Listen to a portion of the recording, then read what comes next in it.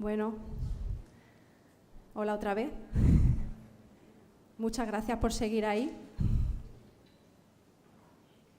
Y voy a pasar a mi masterclass, que va de la valoración gonométrica de las longitudes musculares en miembros inferiores. Me estaban preguntando por aquí si va a venir otro bebé a hacerle la goniometría.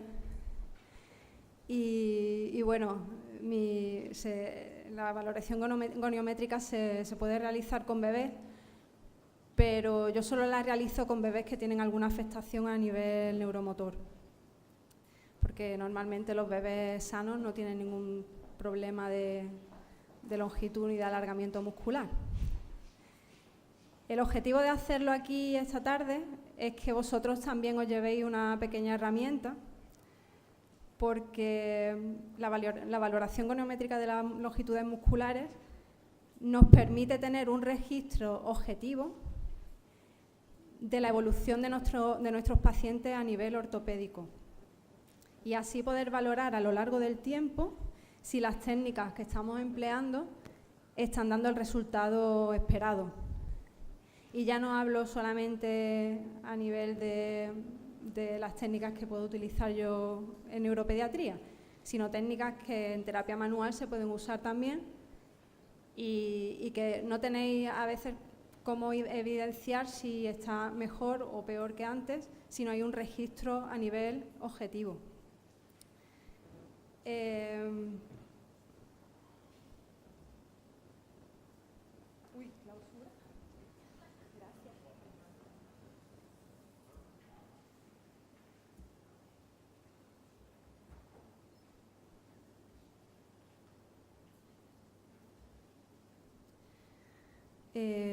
Voy a seguir un poco el esquema de esta mañana, en el que utilizaba la evaluación clínica factorial según Tardieu, en este caso enfocado a los trastornos ortopédicos.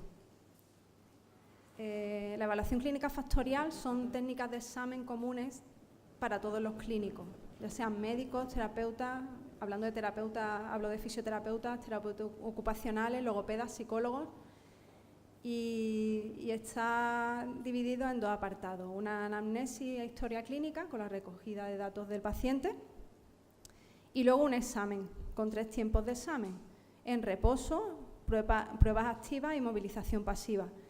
Esta mañana con el bebé habéis visto que hemos hecho la evaluación en reposo y las pruebas activas, que eran las 15 pruebas que habéis visto.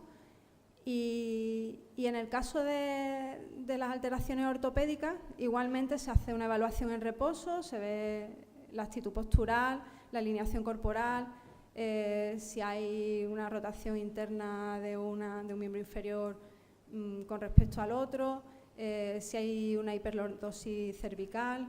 Se explora con el paciente de cúbito supino, con el cuerpo en contacto con el plano, y se hace una observación boca arriba y en el plano frontal, en el plano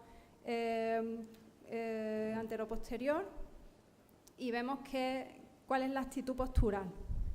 Como decíamos esta mañana, bueno, como decía Sherrington, la postura sigue al movimiento como a su sombra. Entonces, en los pacientes neurológicos, cuando hay una alteración en la postura, después se va a agravar. Se va a agravar cuando haya un movimiento activo. O sea, lo que veamos en reposo nos va a indicar cómo va a ser luego la postura durante el movimiento activo. Entonces, por eso es tan importante la evaluación en reposo. Después haremos unas pruebas activas y la movilización pasiva. Y ahora me voy a centrar sobre todo en lo que es movilización pasiva, pero antes quería hablar un poco de la importancia que tiene el equilibrio entre los diferentes grupos musculares.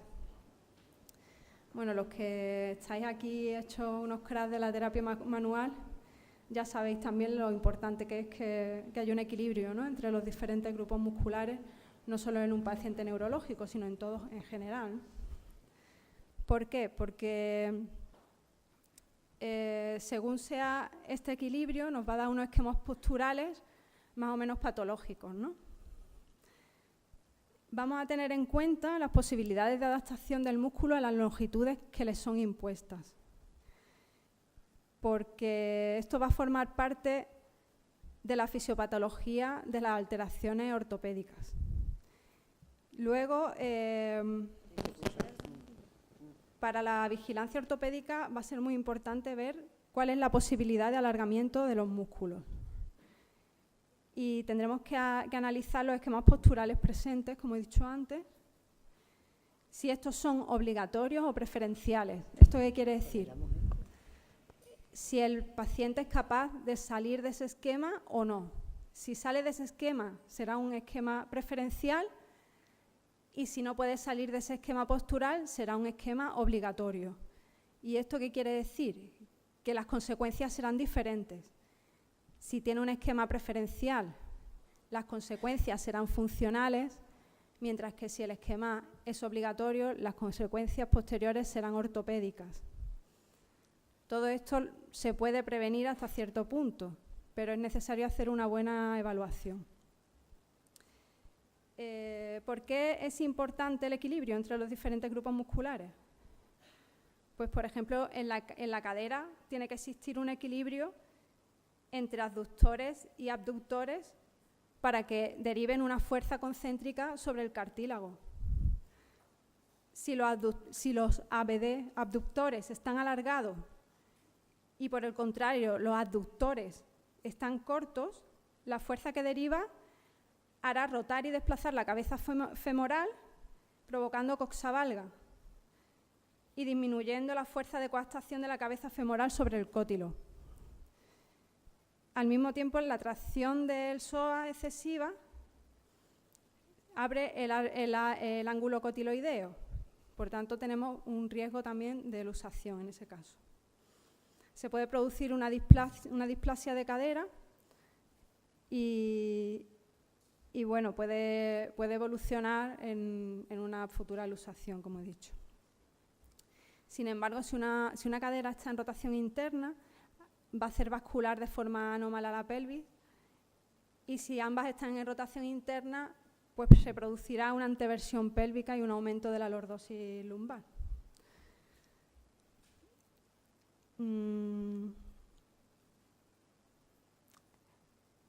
Los músculos longitudinales, como el tensor de la fascia lata, es estabilizador de la cadera y va a producir una actitud en flexión, abducción y rotación interna. Puede influir en el flexo de rodilla. Y luego los músculos estabilizadores generalmente son los transversales, pelvitrocantéreo, glúteo mayor y sobre todo el glúteo medio. Por tanto, los longitudinales tienden a luxar la cadera, principalmente los adductores. Si los adductores tiran más que los abductores, pues afecta al equilibrio. Y si es homolateral, el equilibrio transversal de la pelvis también se ve afectado. Bueno, después de esta teoría, ¿qué es lo que tenemos aquí? Pues tenemos una tabla, que ahora más adelante vais a entender mejor, de un registro de las posibilidades de alargamiento de los diferentes músculos del miembro inferior,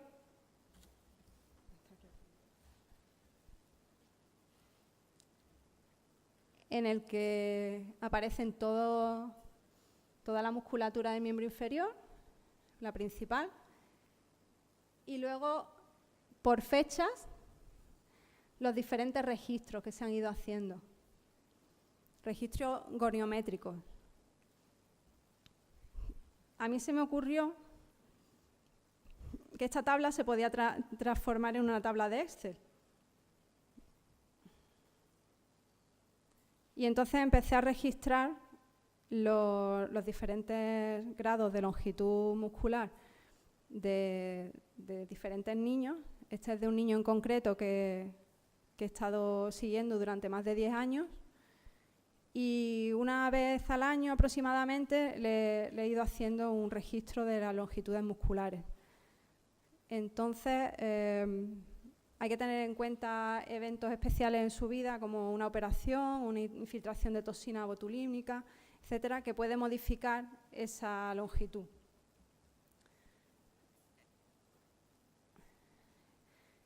Esta tabla de Excel es una herramienta que nos permite, por ejemplo, señalar un grupo muscular con una fecha en concreto, un intervalo de fechas.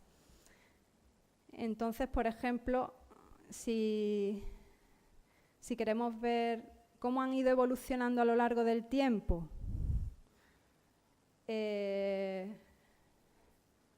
los isquiotibiales, a ver, cómo han ido evolucionando aquí. Los isquiotibiales, ahora no va a salir.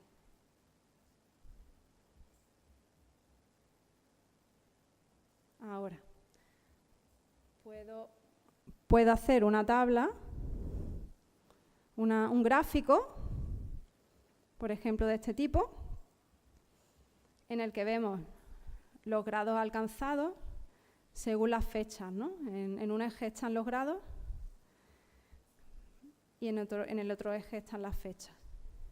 Entonces vemos que los isquiotibiales en decúbito supino han ido, según la época, han ido mejorando y luego han empeorado un poco, se han estabilizado, etcétera. Esto lo vamos a entender mejor con una práctica que vamos a hacer. ¿Y para qué sirve esto? A ver, ¿no? ¿Para qué sirve tener esta tabla, tener esta gráfica? Pues, por ejemplo, a la hora de hacer un informe de la evolución de ese paciente, podemos insertar este tipo de tablas en el informe, explicar cuál ha sido la evolución, si ha habido un evento especial en su historia clínica, y es una forma más visual y más agradable, ¿no?, de que nos llegue la información.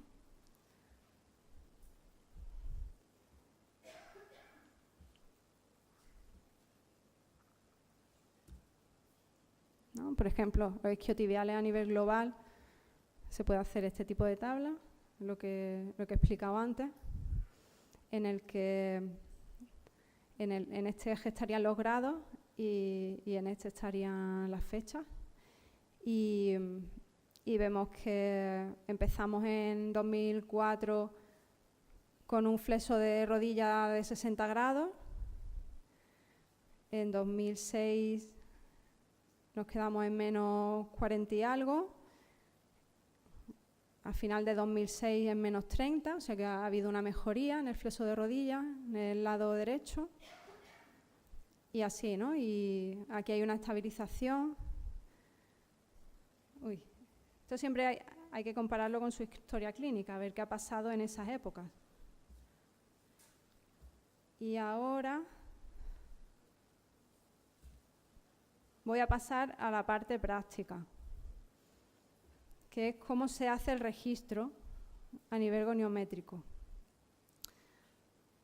Bueno, hay que tener en cuenta que el músculo se adapta a las longitudes que le son impuestas y que tiene propiedad de contracción y de viscoelasticidad, como sabéis, ¿no? Entonces, depende del tipo de paciente, se va a poder hacer de una forma u otra. Yo me he centrado en esta ponencia básicamente en un paciente traumatológico, para que os podáis llevar la información a casa e incluso la podáis utilizar. Pero es verdad que si hay un paciente de tipo neurológico hay que tener ciertas precauciones a la hora de hacer la valoración. Precauciones en el sentido de que hay que realizar una serie de maniobras de relajación automática antes de tomar la medida. Luego veremos por qué. Pero bueno, primero voy a hacer la demostración y luego vamos a hacer una pequeña práctica entre nosotros. Y yo creo que nos va a sobrar tiempo, porque voy a ir bastante rápido. Entonces, si hay alguien que se haya traído pantalón corto y quiera subir. aquí delante de 100 personas y una cámara grabando. A ser posible alguien que no sea muy alto. Si no, saco a otra persona más que me ayude, no pasa nada.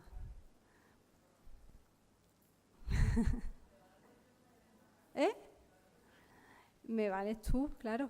A algunas maniobras voy a necesitar ayuda, pero vamos, no pasa nada. Vente.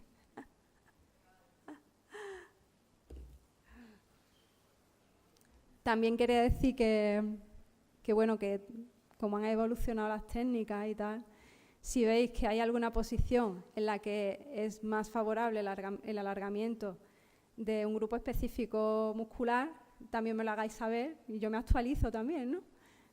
Porque, claro, esto me lo han explicado así, pero ahora veo que hay ciertas posiciones y tal que a lo mejor son más favorables para conseguir el alargamiento de ese grupo en concreto. Entonces,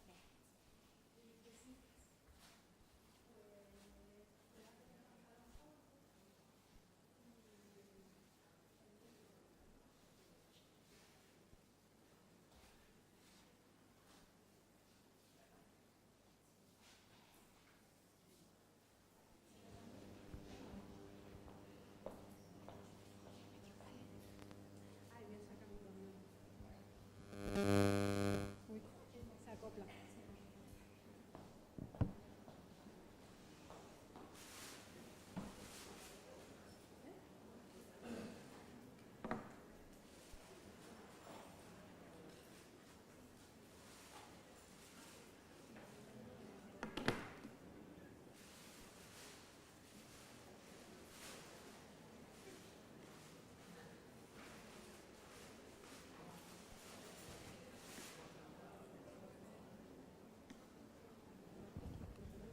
Bueno, luego vamos a repartir los goniómetros que tengo aquí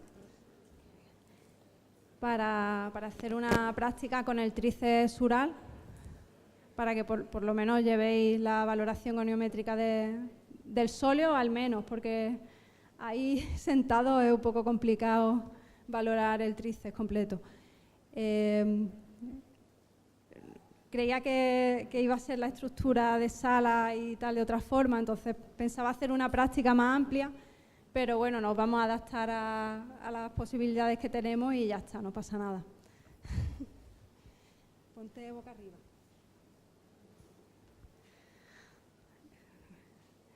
Bueno, seguramente todos conocéis la maniobra clásica para valorar la ABD de abductores, ¿no? Que es la típica mariposa en la que se tocan los pies y se realiza la rotación externa y abducción de cadera. ¿Qué pasa? Habéis visto lo que ha pasado ahí, ¿no? Que ha habido un componente de extensión de columna que no nos interesa. Siempre la pelvis en posición neutra, el sacro neutro. En esta posición voy a utilizar en principio el goniómetro clásico que conocemos todos, pero bueno, luego os voy a enseñar también cómo funciona el inclinómetro y esta es mi última adquisición que me ha facilitado mucho la vida, que es un goniómetro digital. Pero vaya, es de obra, es de la que utilizan los carpinteros y... ¿vale? Es un medidor de ángulo, pero digital. Pero es verdad que sí, para ciertas mediciones va muy bien. Entonces voy a realizarlas con el goniómetro clásico y después en algunas voy a puntualizar en algunas sobre todo con el inclinómetro. Entonces la primera valoración sería la de abductores a nivel global. Como he dicho, la maniobra clásica.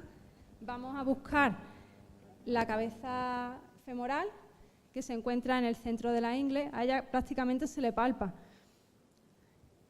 Y vamos a colocar el centro del goniómetro en la cabeza femoral. Y y el brazo móvil a lo largo del fémur. Y en Kapanji, por ejemplo, una cosa que voy a puntualizar, hablan de ABD y miden a nivel global el ángulo de apertura de ambas caderas, pero lo correcto es hacerlo de forma individual, es decir, vamos a medir una cadera y luego la otra, con respecto a la posición neutra de cadera.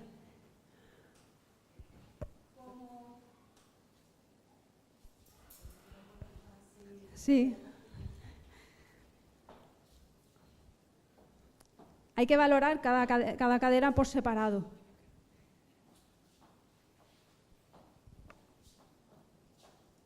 Entonces, como a ojo no podemos calcular una posición neutra con respecto a la ABD, vamos a utilizar el brazo fijo que pase por las dos cabezas femorales, como una línea que cruce por las dos cabezas femorales, y el brazo móvil a lo largo de la diáfisis del fémur.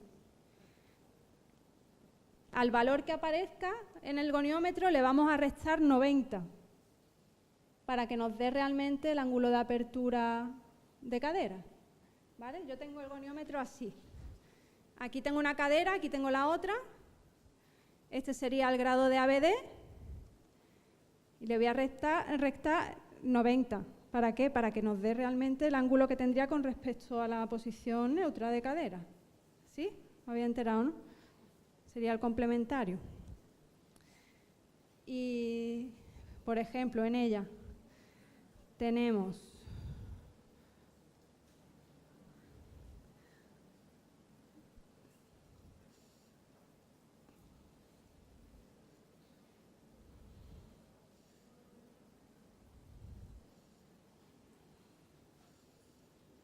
me sale 160. Es decir, que si le restamos 90 serían 70 grados de ABD. ¿Vale? Como vemos, ella tiene una amplitud bastante grande. En niños con trastornos motores no es tanto, depende del esquema que tenga. Si tiene un esquema de batracio, sí, pero si tiene un esquema en rotación interna de cadera y contracciones en abductores, no será así. Y esta misma valoración se puede hacer en decúbito prono. Entonces, ponte boca abajo.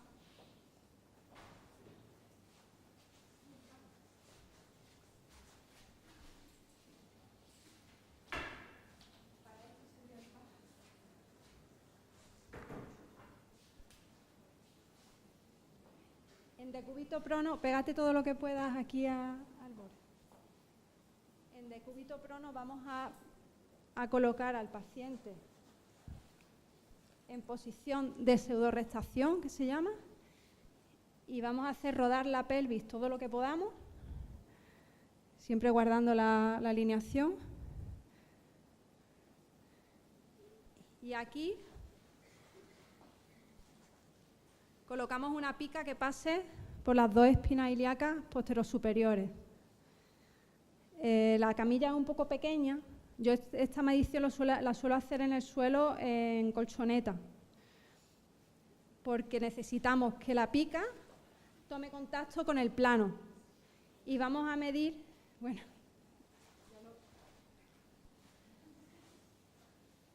vamos a medir el ángulo que forma la pica con respecto al plano. Y ese ángulo va a ser el mismo que el de esta apertura de cadera, porque es el complementario. ¿Vale? Más fácil, inclinómetro.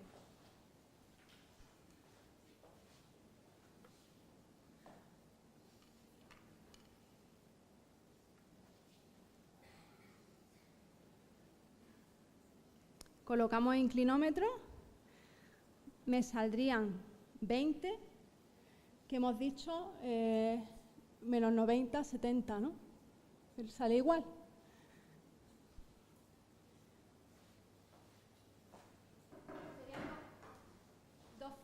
Serían dos formas diferentes de hacerlo.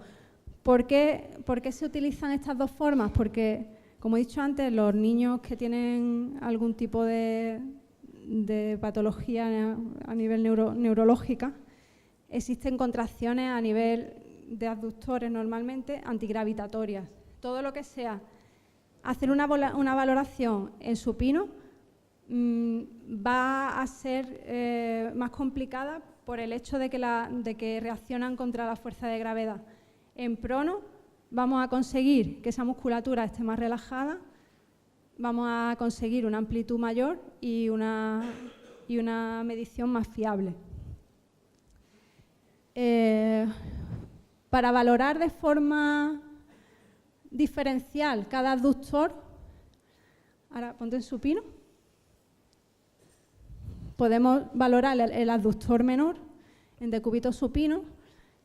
Vamos a realizar una flexión de 90 grados de cadera y rodilla y vamos a hacer una separación bilateral sin que entre el componente de rotación, ¿vale? Entonces, ambas tibias tienen que estar paralelas y cuando ya no se pueda más es cuando se mide. Entonces, con ella necesitaría ayuda, porque claro, es más grande. Si quieres, suelta el micro. Aquí.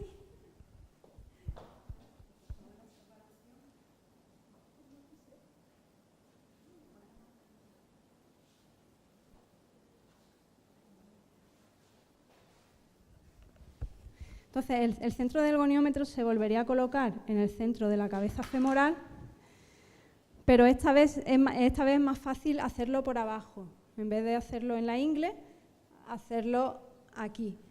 Para buscar la cabeza femoral, palpamos trocánter mayor, palpamos tuberosidad isquiática y un par de dedos a nivel craneal, un par de dedos por encima a nivel craneal vamos a encontrar la cabeza del fémur. En niños pequeños o gente muy delgada se palpa directamente. Entonces sería por aquí, sería tuberosidad isquiática, trocánter mayor, trazamos una línea y justo en la mitad, un par de dedos por encima, encontramos la cabeza del fémur. Ahí iría el centro del goniómetro. Y una vez más pasaría por las dos cabezas femorales y mediríamos ese ángulo y le restaríamos 90. ¿Vale? No voy a volverlo a hacer, pero para que os queden las referencias, ¿no? Cómo sería. Ahí en el dibujillo pues lo vemos, ¿no? Las dos cabezas femorales, sería la rama fija, la rama móvil, según la ABD, sería la diáfisis. Para el abductor medio y mayor. Ahora sí ya puedes. Bájate hasta...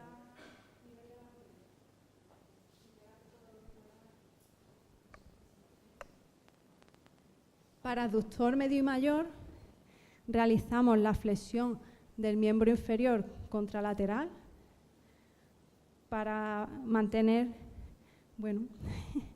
para mantener la pelvis en posición neutra,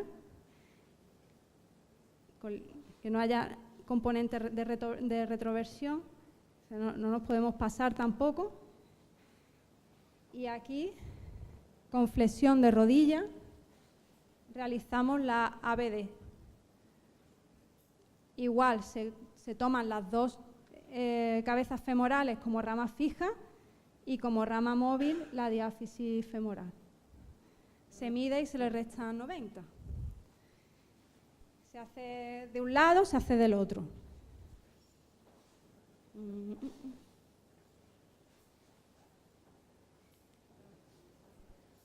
Para isquiotibiales. Esto hubiera sido más divertido ponernos todos a hacerlo, pero bueno, ¿qué vamos a hacer?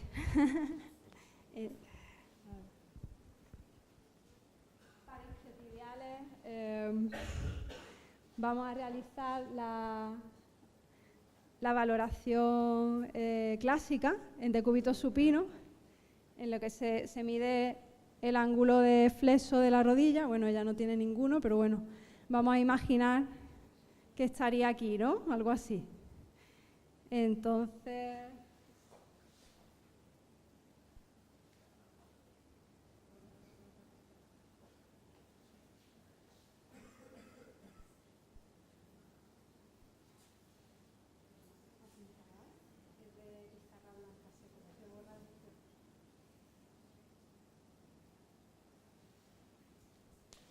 he señalado maleolo externo, cabeza peroné y tuberosidad del trocánter mayor, ¿vale? Entonces, el centro del goniómetro estaría en el borde superior de la cabeza de la cabeza del peroné.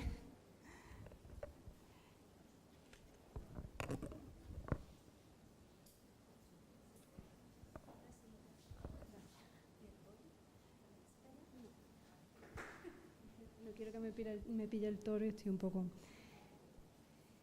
Y bueno, maniobra clásica sin ningún tipo de... ¿no? Hacemos desde aquí no lo veo, pero se supone que tiene que seguir la línea de la diáfisis y apuntar a maleolo interno y a trocánter, con el centro en la cabeza del peroné.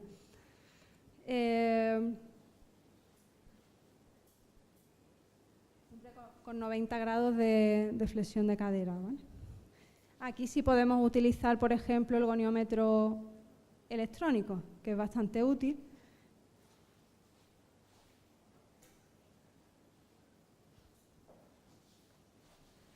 Porque además le puedes poner que empiece el cero donde tú quieras. Entonces, aquí, por ejemplo, nos interesa que el cero esté justo en los 180 grados para ver el flexo que tiene. Igual se coloca de la misma forma.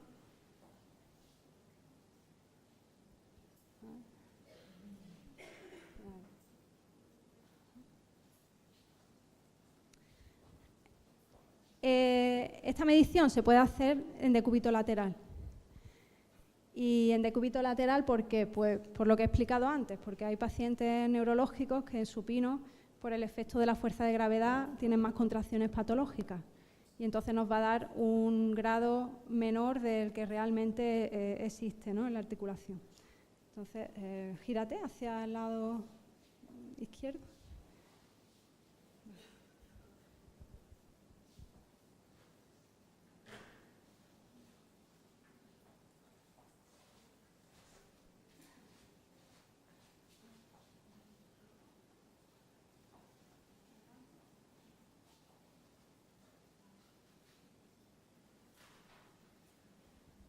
Vamos a intentar mantener la pelvis en posición neutra.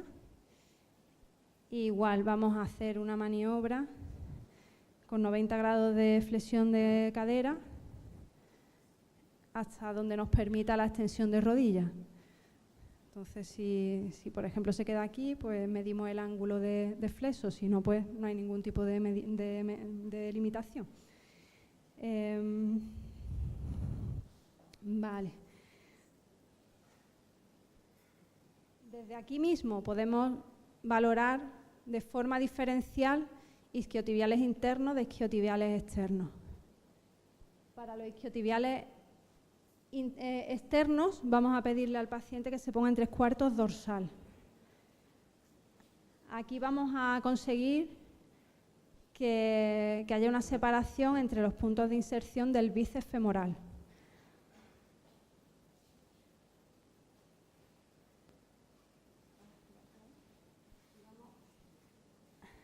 Igual vamos a medir el ángulo de flexo que queda de cadera, de rodilla, que digo, y con 90 grados de cadera.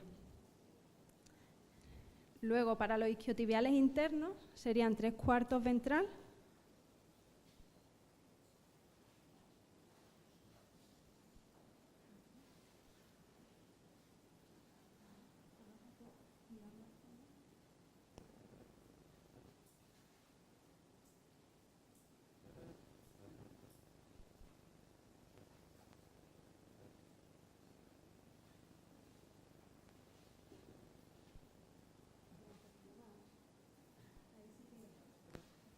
Ahí le tira un poco más, ¿vale? Isquiotibiales internos. Bueno, ahora explico algo con respecto a eso. Vamos a mantener el eje del cuerpo.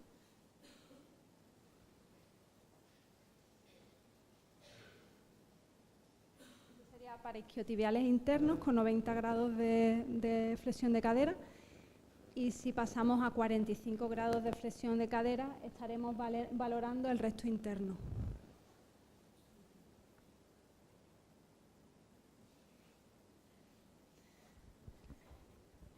Bueno, eso me sirve para poner un ejemplo. Imaginaros un paciente que tiene un flexo de rodilla en la maniobra de isquiotibiales globales de 30 grados.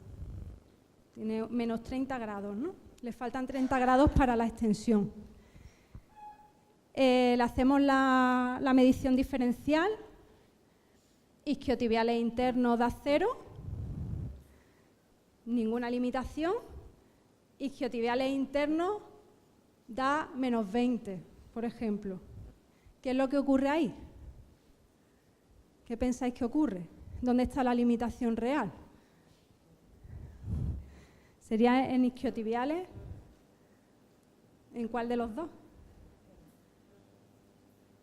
En lo interno, ¿no?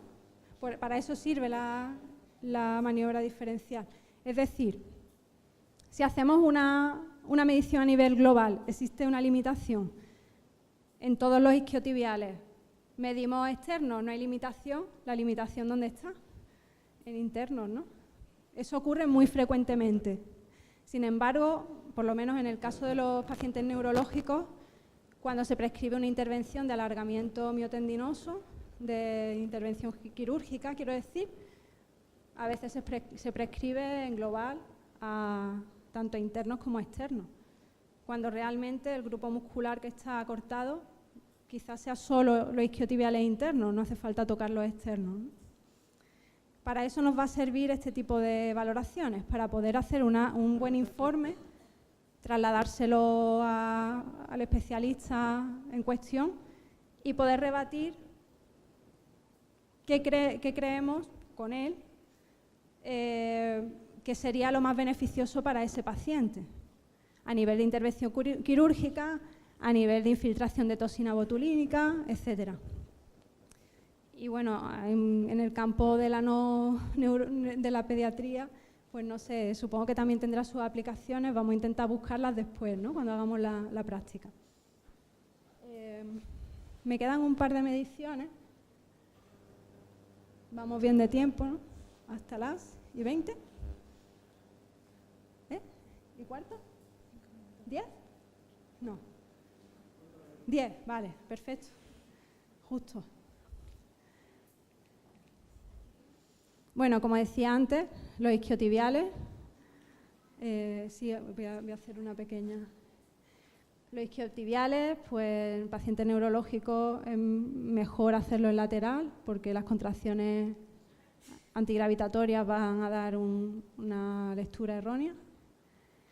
Y para los siguientes grupos musculares que vamos a ver, necesitamos tener en cuenta la antetorsión femoral. El grado de antetorsión femoral se calcula palpando la carilla externa del trocánter mayor, realizando una rotación interna de cadera, y cuando la faceta externa del trocánter mayor, que es como plana, se verticaliza con respecto al plano, quiere decir que el cuello femoral está totalmente horizontal. Medimos la línea intercondilia y es el grado de antetorsión femoral que tiene ese paciente. Entre 10 y 30 grados se considera anteversión fisiológica, pero a partir de 30 grados ya hablamos de antetorsión, que ya sería un concepto patológico. Se puede medir con el inclinómetro también, es mucho más cómodo que medirlo con el goniómetro clásico. Y bueno, ahí está la explicación, ¿no?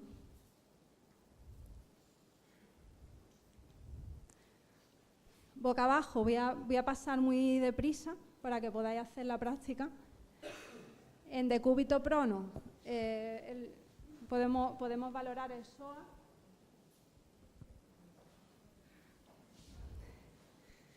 Si realizamos la flexión de cadera, respetando siempre la antetorsión femoral, ella tiene un poco de antetorsión femoral, las mujeres en general tenemos antetorsión. Bueno, luego cuando estén haciendo la práctica te la mido, ¿vale? La antetorsión. Entonces, eso, con la rodilla buscamos la antetorsión femoral, la respetamos ahí. Con rodilla en extensión, realizamos extensión de cadera, sin que exista una anteversión pélvica. Entonces, cuando empieza a entrar la anteversión pélvica, tenemos que parar. Y medimos aquí el ángulo de extensión de la cadera. Para el resto anterior del cuádriceps, hacemos la flexión de rodilla. En la misma posición, mantenemos la antetorsión femoral y con flexión de rodilla de 90 grados despegamos, extendemos la cadera hasta que empiece a hacer anteversión pélvica. El tensor de la fascia lata. Vamos a realizar una rotación externa de cadera, una rotación externa y una ABD. Y para el sartorio sería al contrario, sería una rotación interna de cadera con la ABD, respetando también la antetorsión femoral, ¿vale? Con rotación interna. Bueno. Ahora quería hablar un poco del tríceps para que hiciéramos la práctica. Me encontraba entre los bolis y los...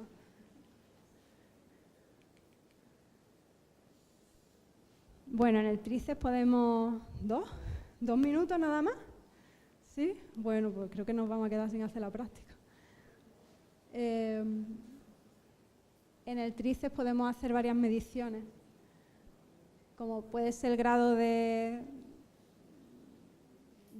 caída del pie con respecto a la gravedad y si aparece un reflejo miotático patológico, en qué grado aparece. A0 sería la primera puesta en tensión, MX sería el ángulo máximo con respecto a la flexión dorsal del pie y luego la flexión activa también.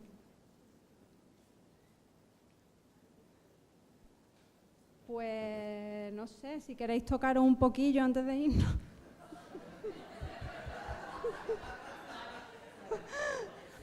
Que si se quieren tocar un poquillo entre ellos.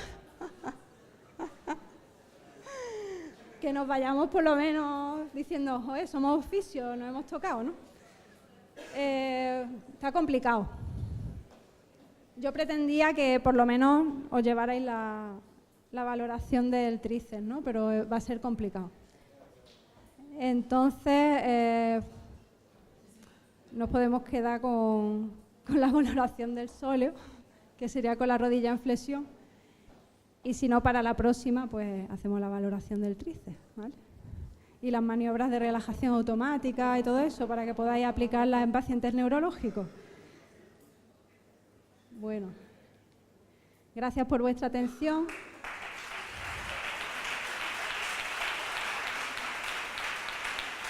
Si tenéis algo más que preguntar, pues tenéis mi email y podéis dirigiros a la SEDMO también, a la Sociedad Española para el Estudio y el Abordaje Terapéutico de la Parálisis Cerebral y otros trastornos motores del desarrollo. Gracias.